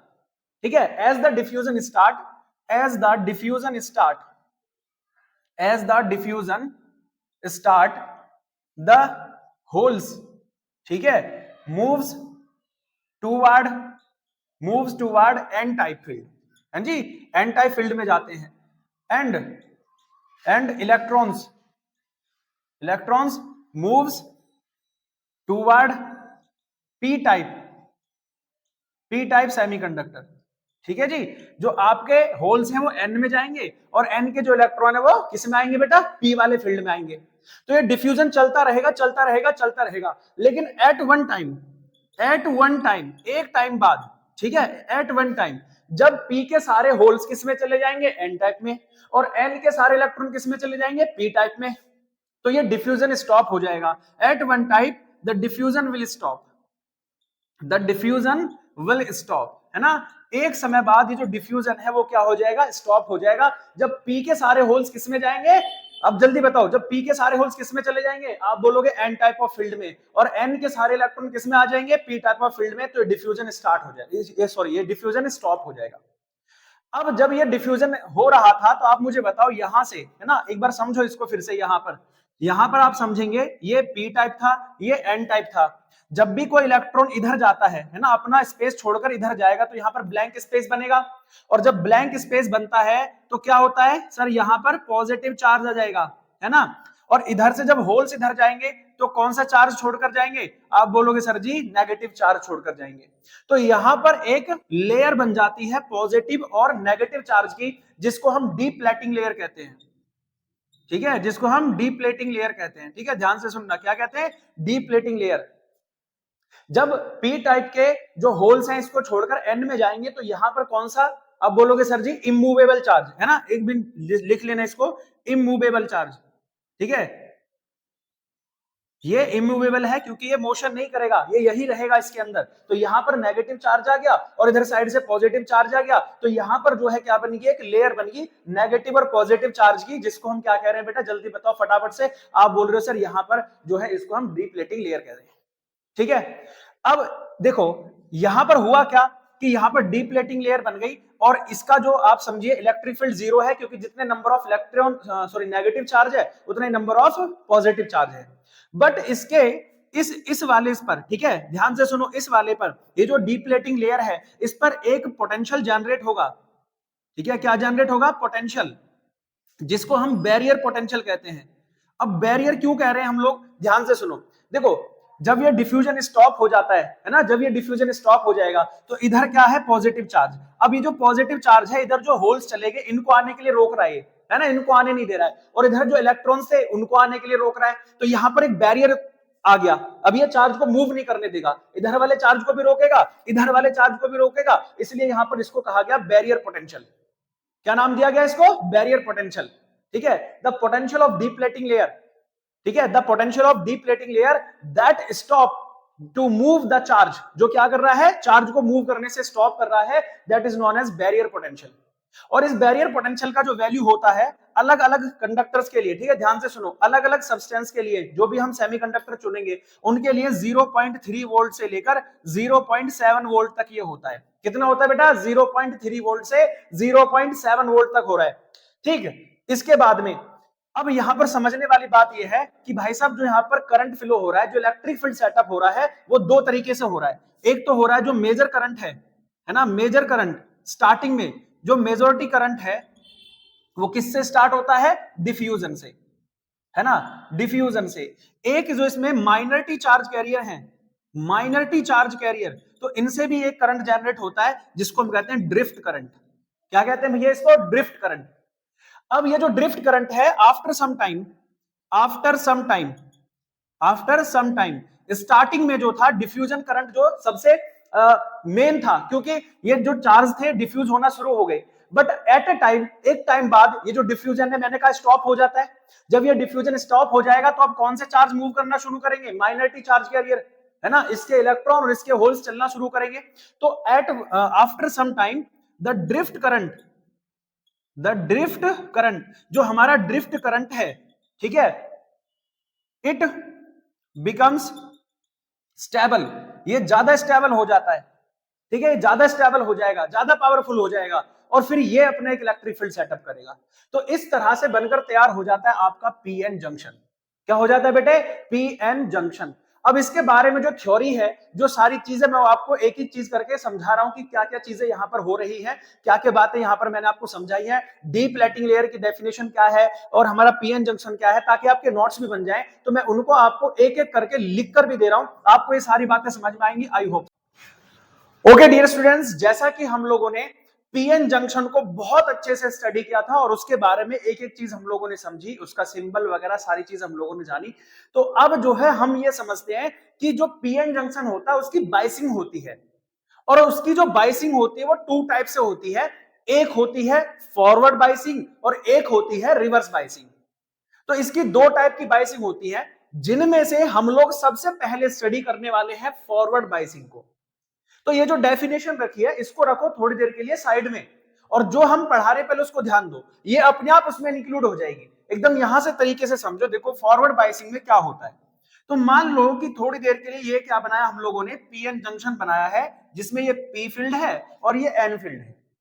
और पी फील्ड में आपको पता है कि सर नंबर ऑफ इलेक्ट्रॉन्स रहते, सॉरी होल्स रहते हैं, और एन फील्ड में आपके नंबर ऑफ इलेक्ट्रॉन्स रहते हैं।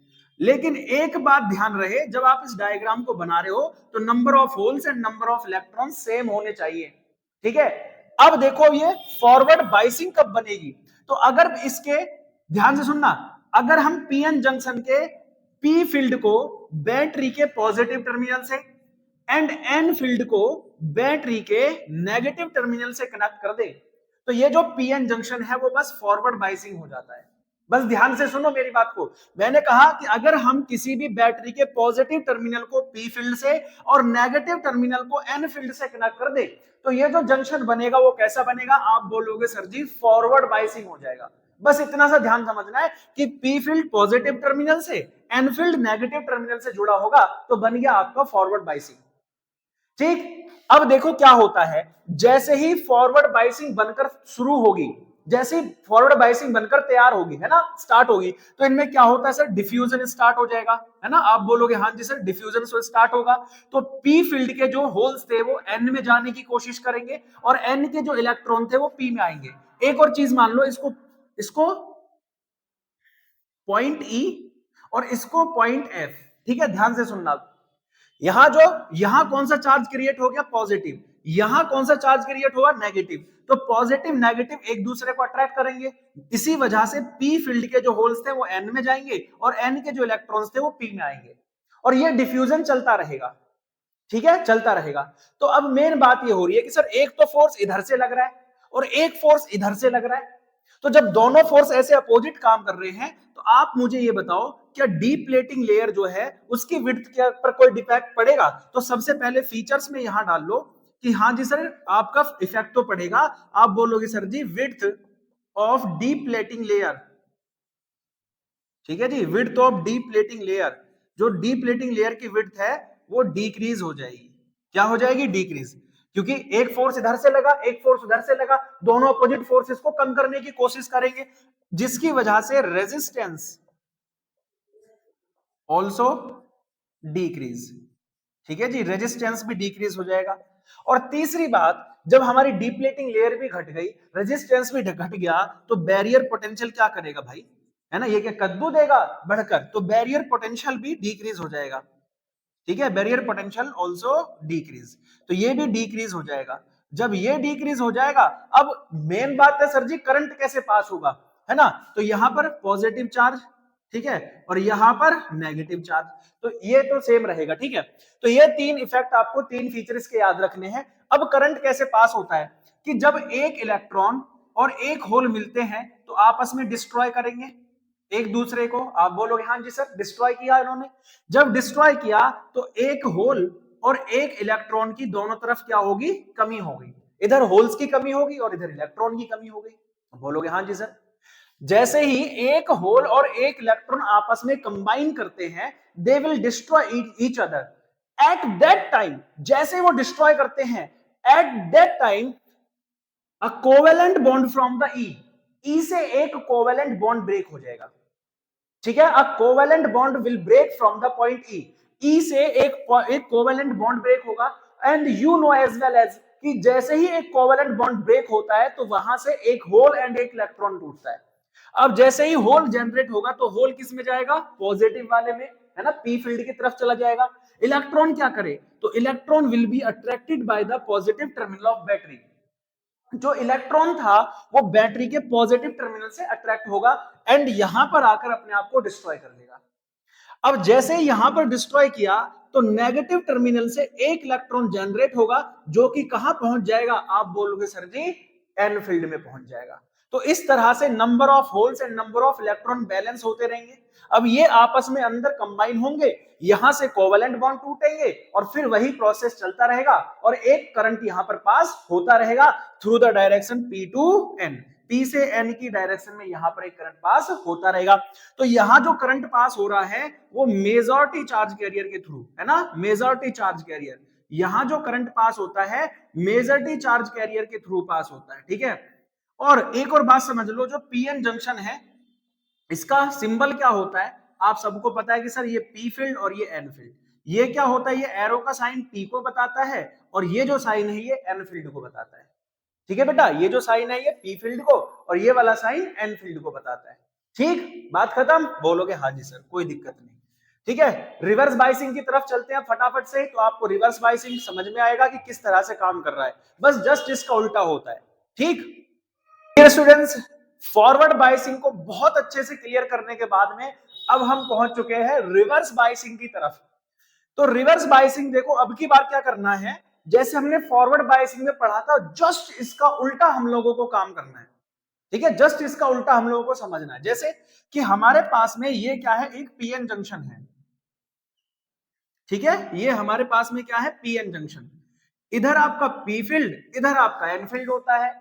अब ये जो है आपके पास में क्या होंगे sir ji, number of holes होते हैं। ठीक है, नंबर ऑफ होल्स होते हैं और इधर क्या होता है sir ji, number of electrons होते हैं और दोनों का number of holes and electrons same होता है।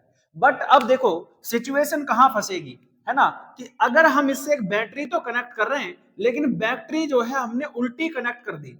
इस बार जो पॉजिटिव टर्मिनल है वो एन फील्ड से जोड़ दिया और जो नेगेटिव टर्मिनल है वो हम लोगों ने पी फील्ड से कनेक्ट कर दिया। ठीक है, अगर हमने बैटरी का पी फील्ड किससे कनेक्ट कर दिया, negative terminal of battery, and इसका जो पॉजिटिव टर्मिनल है वो हमने किससे कनेक्ट कर दिया, आप बोलोगे sir ji an field of the junction. ठीक है, तो इस तरह से जो बना हुआ जंक्शन है वो क्या हो जाएगा, आपका रिवर्स बाइसिंग। अब देखो इधर क्या होगा, ध्यान से समझना, तो आप बोलोगे सर इधर आ गया तो नेगेटिव, इधर आ गया positive charge, negative and positive, अंदर क्या है, यहाँ नेगेटिव, यहाँ अंदर क्या पॉजिटिव, तो नेगेटिव पॉजिटिव को अट्रैक्ट करेगा और ये नेगेटिव इस पॉजिटिव को अट्रैक्ट करेगा। तो सीधी सी बात है कि इसके जितने भी इलेक्ट्रॉन्स थे, है ना, जितने भी इलेक्ट्रॉन्स थे वो किसकी तरफ शिफ्ट हो जाएंगे, एफ की तरफ, और इसके जितने भी होल्स थे वो किसकी तरफ शिफ्ट हो जाएंगे सर जी, ई की तरफ शिफ्ट हो जाएंगे। अब यहां पर एक फोर्स ऐसे लग रहा है और एक फोर्स ऐसे लग रहा है, तो बताओ दोनों फोर्स इस तरह से खींच रहे हैं, तो आप मुझे बताओ कि जो यहां डीप प्लेटिंग लेयर थी क्या उसकी विड्थ कम होगी या इंक्रीज होगी, आप बोलोगे सर इंक्रीज हो जाएगी। तो फीचर्स में इनको डाल लो कि सर पहला फीचर ये हो जाएगा कि विड्थ जो है, width of depleting layer, ठीक है, width of depleting layer, जो डीप प्लेटिंग लेयर की विड्थ है वो क्या हो रही है सर जी, इंक्रीज हो रही है। और अगर वो इंक्रीज हो रही है तो रेजिस्टेंस भी इंक्रीज होगा। क्या इंक्रीज होगा, रेजिस्टेंस इंक्रीजेस, और रेजिस्टेंस इंक्रीज होगा तो बैरियर पोटेंशियल, ठीक है जी, बैरियर पोटेंशियल ये भी इंक्रीज हो जाएगा। ठीक है जी, बैरियर पोटेंशियल इंक्रीज, ये भी इंक्रीज ही होगा, बैरियर पोटेंशियल भी इंक्रीज हो जाएगा। ये सारी बातें हम लोगों ने पढ़ ली। तो अब मुझे बताओ कि सर इसमें करंट कैसे पास होता है। तो आप ये देख रहे हैं कि सर मेजॉरिटी जो चार्ज कैरियर है वो तो शिफ्ट हो गए, इसका जो मेजॉरिटी चार्ज कैरियर है, ठीक है ध्यान से सुनो, इसका जो मेजॉरिटी चार्ज कैरियर है होल्स, वो ई की तरफ शिफ्ट हो गए और जो इसके इलेक्ट्रॉन्स थे वो एफ की तरफ शिफ्ट हो गए। तो सर मेजॉरिटी चार्ज कैरियर तो आपस में डिफ्यूज नहीं कर रहे, तो फिर कहां से करंट पास होगा। तो एक बार बताओ, क्या पी फील्ड में ओनली होल्स ही रहते हैं या होल्स प्लस इलेक्ट्रॉन भी रहते हैं, आप बोलोगे हाँ जी सर इलेक्ट्रॉन भी रहते हैं लेकिन वो माइनॉरिटी चार्ज कैरियर होते हैं।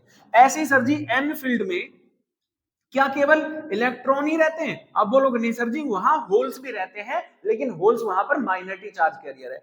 तो यहां पर सर क्या होगा, यहां पर होल्स भी होंगे और यहां पर इलेक्ट्रॉन्स भी होंगे। तो अब ये जो क्या थे आपके पास में इलेक्ट्रॉन और ये क्या थे होल्स, जो माइनॉरिटी चार्ज कैरियर हैं, ये आपस में डिफ्यूज करना शुरू करते हैं। और जैसे ही आपस में डिफ्यूजन करना शुरू करते हैं तो यहां से जो कि पीएन जंक्शन है, तो पीएन जंक्शन से बॉन्ड टूटते हैं। वहां कहां से, ई से टूट रहे थे, लेकिन यहां पीएन जंक्शन से बॉन्ड टूटते हैं। और जैसे ही बॉन्ड टूटेंगे तो sir ji electron and holes बनते हैं, जिसके बाद माइनॉरिटी चार्ज कैरियर का नंबर इंक्रीज होता जाता है। तो यहां जो करंट पास हो रहा है ना, करंट पासिस थ्रू द, ठीक है, ध्यान से सुनेंगे, माइनॉरिटी चार्ज कैरियर, है ना, माइनॉरिटी चार्ज कैरियर। यहां जो करंट पास हो रहा है सर, वो माइनॉरिटी चार्ज कैरियर के थ्रू पास होता है, ना कि मेजॉरिटी चार्ज कैरियर के थ्रू। क्योंकि मेजॉरिटी चार्ज कैरियर तो शिफ्ट हो जाते हैं, तो करंट कौन लेकर जाता है, ओनली माइनॉरिटी चार्ज कैरियर लेकर जाते हैं। बात समझ में आ गई? आप बोलोगे हाँ जी सर, बहुत बेहतरीन तरीके से आप लोगों को रिवर्स बायसिंग समझ में आ गई होगी। तो एक लाइक तो बनता है, एक सब्सक्राइब भी बनता है, फटाफट से करके जाना अगर मजा आया हो तो। ठीक है, अब नेक्स्ट चलते हैं इनकी तरफ, जिसका नाम और लास्ट पॉइंट से आपके रहेंगे। तो भाई एक होता है हाफ वेव रेक्टिफायर और एक होता है आपका फुल वेव रेक्टिफायर। तो रेक्टिफायर्स की तरफ चलते हैं बायसिंग के बाद, ठीक है, फटाफट से। हम लोग चल रहे हैं कि रेक्टिफायर्स। तो जैसा कि हम लोगों को पता है कि दो टाइप के रेक्टिफायर्स होते हैं, एक फुल वेव रेक्टिफायर होता है एंड एक हाफ वेव रेक्टिफायर होता है। तो यहां पर हम बात कर रहे हैं हाफ वेव रेक्टिफायर की। लेकिन उससे पहले यह जानना जरूरी है कि रेक्टिफायर्स होते क्या हैं। तो जैसा कि मैंने लिखा है कि rectifiers are the devices that can convert AC current into DC, ठीक है, एंड एसी टू एसी में भी कन्वर्ट करते हैं ये, ठीक है, एसी करंट को डीसी में कन्वर्ट करते हैं। इनमें एक या एक से ज्यादा पीएन जंक्शन डायोड लगे होते हैं, ठीक है, तो इस तरह से काम करते हैं। अब जैसा कि हम लोग हाफ वेव रेक्टिफायर को पढ़ रहे हैं, तो हाफ वेव रेक्टिफायर्स में only positive cycle of alternating current वही अलाउज करती है करंट को, नेगेटिव और साइकिल से, है ना, negative cycle of alternating current से कोई करंट अलाउ नहीं होता। तो यानी अगर आप हाफ वेव रेक्टिफायर बना रहे हो तो वहां जो अल्टरनेटिंग करंट है वो क्या बन जाएगा, डीसी करंट में कन्वर्ट हो जाएगा। तो इसी डिवाइस को हम क्या कह रहे हैं, हाफ वेव रेक्टिफायर। अब ये काम कैसे करता है, तो सबसे पहले इसका कंस्ट्रक्शन आप लोग जानेंगे कि बना हुआ कैसे है, फिर इसके हम वर्किंग पर बात करेंगे। तो जब कंस्ट्रक्शन को लेकर चलते हैं तो हम एक ट्रांसफार्मर बना रहे होते हैं। क्या बना रहे होते हैं, ट्रांसफार्मर, ठीक है, ट्रांसफार्मर हम लोगों ने बनाया। तो ट्रांसफार्मर में भाई साहब आप ये देख लो, एक कॉइल लगी होती है, आपको पता है यहां से एसी करंट पास हो रहा है। ये ट्रांसफार्मर में डायग्राम होता है कि ट्रांसफार्मर के डायग्राम को दिखाने के लिए लाइंस खींच देते हैं, वरना तो ये लाइन तो कॉइल की भी हो जाएगी, है ना, तो इसलिए ट्रांसफार्मर में ऐसा दिखाने के लिए हम ऐसा कर रहे हैं। अब इसमें क्या होता है, एक और कॉइल लगाते हैं जिसमें हम लोग पीएन जंक्शन डायोड को कनेक्ट कर देते हैं एक साइड से, और दूसरी साइड से हम ऐसा ही रहने देते हैं। फिर इसको हम एक लोड रेजिस्टेंस, है ना, एक लोड रेजिस्टेंस होता है आरएल, वो कनेक्ट कर देते हैं इससे। अब ये इसकी साइड S1 होगी और ये इसकी साइड S2 होगी। ये इसका P फील्ड है और ये इसका N फील्ड है। ये इसकी वर्किंग होती है, ठीक है। यहां कॉइल बनाओ, ठीक है, क्या बनानी है, कॉइल। अब देखो होता क्या है, अब यहां पर पहले बात करते हैं हम इस वाले ट्रांसफार्मर में। जब हमने जंक्शन डायोड नहीं लगाया था तो जो एसी करंट है वो इस तरह से पास हो रहा था, है ना, इस तरह से पास हो रहा है कि जीरो, ये टी हाफ और ये टी, इस तरह से इसमें करंट पास हो रहा था। लेकिन आगे होगा क्या, ये चीज समझो कि जब हम सबसे पहले इसमें क्या करते हैं, पॉजिटिव टर्मिनल, है ना, positive cycle pass through the, ठीक है, पास थ्रू द, अब ध्यान से सुनना एक बार बहुत अच्छे से, पास थ्रू द, ए होता है प्राइमरी, है ना, प्राइमरी कॉइल होगी आपकी, या प्राइमरी ट्रांसफार्मर हो गया, और ये हो गया सेकेंडरी, है ना, सेकेंडरी ट्रांसफार्मर। तो जब हम positive cycle pass through the primary transformer, जैसे ही प्राइमरी ट्रांसफार्मर से पॉजिटिव साइकिल पास होती है, तो लेट्स से कि हम ये कह सकते हैं कि S1 जो है पॉजिटिव है एंड S2 जो है वो नेगेटिव है एट द पॉजिटिव टर्मिनल पर, है ना, पॉजिटिव साइकिल पर S1 is positive and S2 is negative. तो S1 जब पॉजिटिव है तो आप ये समझते हैं, अभी फॉरवर्ड बायसिंग कराया था कि अगर पॉजिटिव टर्मिनल P फील्ड से जुड़ जाए और नेगेटिव टर्मिनल N फील्ड से जुड़ जाए, तो ये कौन सा हो जाएगा? आप बोलोगे सर ये फॉरवर्ड बाइसिंग हो जाएगी। कौन सी बाइसिंग कंप्लीट हो जाती है? फॉरवर्ड बाइसिंग कंप्लीट हो जाती है। और जब फॉरवर्ड बाइसिंग कंप्लीट होती है तो सर यहां से मेजॉरिटी चार्ज कैरियर के थ्रू करंट पास होता है। जब करंट पास हो रहा है तो सर डायग्राम कुछ ऐसे होगा कि ये इस तरह से इसमें करंट पास होगा। अब पहली जब हमने पॉजिटिव साइकिल पास करी, और अब हम क्या कर रहे हैं? Negative cycle. नेगेटिव साइकिल के दौरान, है ना, ड्यू टू नेगेटिव साइकिल, अब negative cycle pass through the आप बोलोगे प्राइमरी ट्रांसफॉर्मर। जब नेगेटिव साइकिल पास होती है तो S1 becomes negative and S2 becomes positive. तो ऐसी कंडीशन में S1 हो जाएगा नेगेटिव एंड S2 हो जाएगा पॉजिटिव। अब आप ये देखेंगे कि sir negative terminal is connected with the P field and positive terminal is connected with the N field. जो आपका आप देख रहे हैं कि पॉजिटिव जो पी फील्ड है वो नेगेटिव से जुड़ गया और जो एन फील्ड है वो पॉजिटिव से जुड़ गया। तो अब की बार कौन सा हो गया सर जी? अब की बार होगी रिवर्स बाइसिंग, है ना, रिवर्स बाइसिंग। अब जब ये रिवर्स बाइसिंग हो जाएगी तो सर इसमें जो करंट पास होता है वो मेजॉरिटी के तो थ्रू होता ही नहीं, माइनॉरिटी चार्ज कैरियर के थ्रू पास होता है। और माइनॉरिटी चार्ज कैरियर के थ्रू जो करंट पास होगा वो तो बहुत ज्यादा लाइट होगा, जिसको ये लोड रेजिस्टेंस जाने ही नहीं देगा। तो यहां से कोई करंट पास नहीं होगा। जब कोई करंट पास नहीं होगा तो ये एक फ्लैट लाइन आएगी, फ्लैट लाइन आएगी। उसके बाद जब दोबारा से इसमें पॉजिटिव साइकिल जाएगी तब जाके फिर से करंट पास होगा और फिर दूसरी नेगेटिव साइकिल में फिर ऐसे आपको क्या मिलेगा? ग्राफ मिलेगा। तो ये इस तरह का ग्राफ आपको देखने के लिए मिलेगा। तो AC is converted into the DC। तो इस तरह से AC को हम किसमें कन्वर्ट कर सकते हैं? DC में। This is called the half wave rectifier. बात समझ में आ गई? बहुत अच्छे से क्लियर हो गया। फर्स्ट प्राइमरी आप ध्यान रखेंगे कि जब हम प्राइमरी कॉइल में पॉजिटिव साइकिल पास करते हैं तो S1 is positive and S2 is negative and it becomes the forward biasing. And another secondary negative cycle में जो S1 है वो नेगेटिव एंड S2 है वो पॉजिटिव बन जाता है। और जब S1 नेगेटिव और S2 पॉजिटिव हो जाता है तो रिवर्स बाइसिंग हो जाती है और ये कोई करंट अलाउ नहीं करता। This is called the half wave rectifier. ठीक, नेक्स्ट अब हम चलते हैं फुल वेव रेक्टिफायर्स पर। किस पर चल रहे हैं बेटा? Full wave rectifier. हम लोग फुल वेव रेक्टिफायर को पढ़ने वाले हैं। तो जैसा कि हम लोगों ने समझा कि हाफ वेव में केवल हाफ साइकिल से ही करंट पास हो रहा है, नेगेटिव साइकिल से कोई करंट पास नहीं हो रहा। तो यहां पर जो फुल वेव रेक्टिफायर है तो इसमें क्या होता है? दोनों तरफ से करंट पास होगा।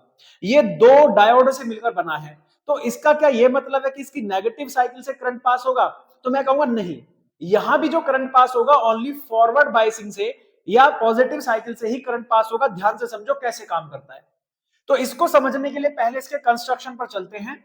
तो हम सबसे पहले एक प्राइमरी ट्रांसफार्मर बनाते हैं। तो प्राइमरी ट्रांसफार्मर जब हम लोग बना रहे हैं तो इस ट्रांसफार्मर को हम सबसे पहले किससे कनेक्ट कर देंगे? जल्दी बताओ।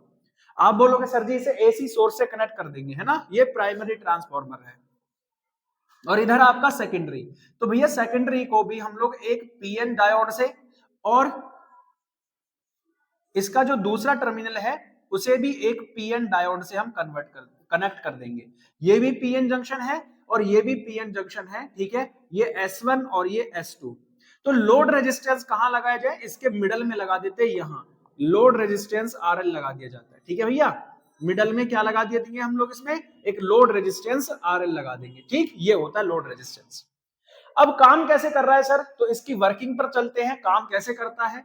तो सबसे पहले आप लोगों को यह पता है कि जब AC करंट पास होता है तो सर इस तरह से इसमें ग्राफ नजर आता है, ठीक है जी।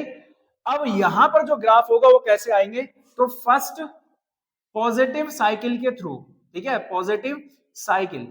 तो पॉजिटिव साइकिल में आप लोगों को मैंने बताया था S1 is positive and S2 is negative. S1 is positive and S2 is negative. When the current pass through the primary coil during the first half cycle, पहली हाफ साइकिल के through, है ना, पहली हाफ साइकिल के दौरान या first half cycle के through क्या हो रहा है कि सर करंट यहां पर पास होता है तो S1 becomes positive and S2 becomes negative. S1 positive है और S2 नेगेटिव है। अब थोड़ी देर के लिए समझो, तो P फील्ड किससे जुड़ गया? आप बोलोगे पॉजिटिव टर्मिनल से, तो N फील्ड हमेशा नेगेटिव से जुड़ेगा। तो ये वाला कौन सा हो गया? Forward biasing.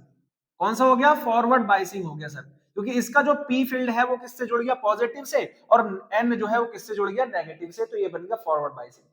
लेकिन जरा इस वाले डायोड की तरफ आ जाओ, ये D1 है, ये D1 है और ये D2 है।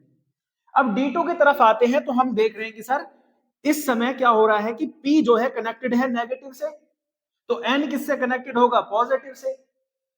तो सर ये वाला डायोड कौन सा हो गया, आप बोलोगे दिस बिकम्स रिवर्स बाइसिंग, है ना, रिवर्स बाइसिंग। तो D1 जो है सर वो फॉरवर्ड बाइसिंग में होता है और D2 सर जो है वो रिवर्स बाइसिंग में होता है। तो यहां जो करंट पास होगा ओनली D1 के थ्रू पास होगा, D2 के थ्रू कोई करंट पास नहीं होता। तो आप बोलेंगे सर यहां जो करंट पास होगा वो इस तरह से फर्स्ट हाफ साइकिल के थ्रू इस तरह से D1 के थ्रू पास होता है, D1 से कोई करंट पास नहीं होता। But during the half another negative half wave cycle, ठीक है, निगेटिव हाफ साइकिल। अब हाफ साइकिल के थ्रू अब की बार क्या होगा, S1 becomes negative and S2 becomes positive. S1 हो जाएगा नेगेटिव एंड S2 हो जाएगा पॉजिटिव। जब S1 नेगेटिव होगा और S2 पॉजिटिव होगा तो बात क्या होगी, यहां पर आप देखोगे कि सर इसमें जो है ये वाली कंडीशन में P जो है जुड़ गया नेगेटिव से, तो N किससे जुड़ गया, पॉजिटिव से। जब P नेगेटिव से और N पॉजिटिव से जुड़ जाता है तो दिस बिकम्स रिवर्स बाइसिंग, है ना। कौन सी बाइसिंग हो जाती है, रिवर्स बाइसिंग। तो यहां पर रिवर्स बाइसिंग होगी और यहां पर कौन सी होगी, फॉरवर्ड बाइसिंग होगी। ठीक है जी, यहां पर फॉरवर्ड बाइसिंग, ऊपर रिवर्स बाइसिंग। तो इस टाइम पर D1 is reverse biased and D2 is forward biased. तो D1 से कोई करंट पास नहीं होगा बट D2 से करंट पास होगा। लेकिन D2 से भी जो करंट पास हो रहा है वो तो फॉरवर्ड बाइसिंग में ही हो रहा है ना। आप बोलोगे हाँ जी सर, तो इस वजह से जो यहाँ पर ग्राफ आएगा वो इस तरह से, तो लगातार इस तरह से ग्राफ बनता चला जाएगा, तो दोनों तरफ से करंट पास होगा भाई साहब, ठीक है, D1 से भी और D2 से भी। तो ये डायग्राम आपका किसका आएगा सर जी, फॉरवर्ड बाइसिंग में आएगा, लेकिन कब, जब फुल वेव रेक्टिफायर होगा। ठीक है, तो ये दोनों रेक्टिफायर्स थे आपके, full wave rectifiers and half wave rectifiers. एक छोटा सा टॉपिक हम लोग भूल गए थे तो उसे भी हम कवर कर लेते हैं। हमने डायग्राम बनाने हैं किसके सर, जो हमारा फॉरवर्ड बाइसिंग था और रिवर्स बाइसिंग था, तो उसका जो करंट पास होता है ना, तो उसके हम लोगों को ग्राफ आपको समझाने, ठीक है। तो लेट्स से इनको भी स्टार्ट कंप्लीट कर लेते हैं एंड फिर हमारा चैप्टर हो जाएगा कंप्लीटेड, ठीक है। तो चलो इसको कर लेते हैं। जैसा कि मैंने आपको बताया था कि एक ग्राफ वाला कंडीशन है, तो ग्राफ वाले कंडीशन को स्टडी करते हैं। तो देखो जरा ये वाला ग्राफ बहुत अच्छे से देखो, ये जर्मेनियम का है और ये भी जर्मेनियम का ही है, लेकिन ये फॉरवर्ड बाइसिंग में है और ये रिवर्स बाइसिंग में। तो थोड़ी देर के लिए इसको देखो, यहां जो करंट है वो मिली एम्पियर में है और जो ये क्या है, पोटेंशियल है। तो आप देख रहे हैं कि 0 से 1 2 0.1 0.2 और 0.3 पोटेंशियल पर करंट का वैल्यू बहुत इजी, मतलब बहुत स्लो स्लो स्लो इंक्रीज होता है। लेकिन जैसे ही बैरियर पोटेंशियल 0.3 के पार जाता है, तुरंत इसका जो करंट का मान है अचानक से इंक्रीज हो जाता है। तो यहाँ पर जो करंट का मान है वो मेजॉरिटी चार्ज कैरियर के थ्रू पास हो रहा है, दैट्स व्हाई आप यहाँ देख रहे हैं करंट का मान इंक्रीज होता चला जाता है फिर उसके बाद में, ठीक है। अब यहाँ पर देखोगे रिवर्स बाइसिंग में, तो रिवर्स बाइसिंग में मैंने कहा था कि भाई यहाँ जो करंट पास होता है वो माइनॉरिटी चार्ज कैरियर के थ्रू पास होता है। अब माइनॉरिटी चार्ज कैरियर के थ्रू पास होगा तो यहाँ जो करंट पास होगा माइक्रो एम्पियर में, यानी कि बहुत कम, माइक्रो एम्पियर में, लगभग ऐसा मान लो होता ही नहीं है करंट पास। तो अब यहाँ पर जैसे जैसे हम लोग 0 2 4 6 8 10 इतने पोटेंशियल पर पहुंचते हैं तो कोई करंट नहीं, बहुत माइक्रो एम्पियर में लगभग 0 के बराबर करंट पास हो रहा है। लेकिन फिर एक टाइम ऐसा आता है, ध्यान से समझना इस चीज को, है ना, एवलांच है ना, एवलांच यहाँ पर क्या होता है, पोटेंशियल होता है। फिर जैसे यहां पर पहुंच जाते हैं तो यहां पर जो जंक्शन था ना, पीएन जंक्शन, वहां से ढेर सारे, जैसे ये माइनस का 10 वोल्टेज पोटेंशियल पर पहुंचेगा तो यहां से ढेर सारे इलेक्ट्रॉन बॉन्ड टूटने शुरू हो जाएंगे, कोवेलेंट बॉन्ड टूटने शुरू हो जाएंगे, जिससे सडन यहां पर क्या होगा, number of electrons and holes increase हो जाएगा। ऐसे सडन पोटेंशियल को या ऐसे सडन करंट जिससे करंट का अमाउंट एक साथ अचानक से बढ़ जा रहा है, इसको हम कहते हैं एवलांचे पोटेंशियल। तो यह अचानक से करंट का मान एक साथ इंक्रीज हो जाता है, इस वजह से यहां पर आप देख रहे होंगे कि ग्राफ अचानक से सीधा हो गया। तो इट का मींस, इसका मींस क्या है कि सर यहां से एवलांच पोटेंशियल होता है। तो ये 10 जो है एवलांच पोटेंशियल को बताता है जर्मेनियम के, ठीक है बच्चे। तो बस यही आपका क्या है, ग्राफ है। और आई होप आपको ये सारी बातें एकदम तरीके से समझ में आई होंगी। तो कैसी लगी वीडियो फटाफट से कमेंट करके बताओ, और कोई कमी रह गई हो तो भी कमेंट करके बताना। और अगर वीडियो अच्छी लगी तो चैनल को सब्सक्राइब करो, वीडियो को लाइक करो और अपने दोस्तों के साथ में शेयर कर दो भाई साहब। अब तो फटाफट से इतना बनता है। मिलेंगे अगली वीडियो में।